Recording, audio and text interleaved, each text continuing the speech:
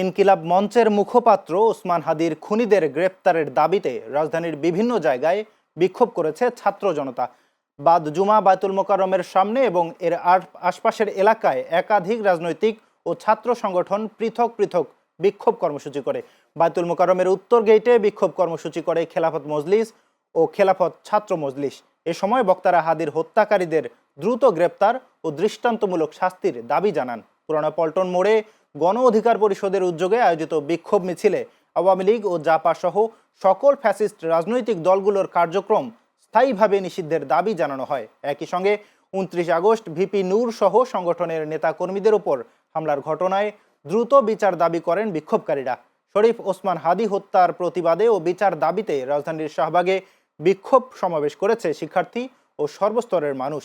ভোর থেকেই শাহবাগ এলাকায় মানুষ জড়ো হতে শুরু করে, তবে জুমার নামাজের পর বিভিন্ন শ্রেণী পেশার মানুষের ঢল নামে। শরীফ হাদিকে হত্যা করা হয়েছে, সুতরাং আমরা এইটার বিচার চাই। প্রশাসনের অবহেলা এবং নীরবতায় প্রচণ্ড ক্ষুব্ধ, এবং আমার মনে হয় যে হাদিরকে শহীদ হতে দেখে ইকুয়ালি দেশের কোটি কোটি মানুষ প্রচণ্ড ক্ষুব্ধ।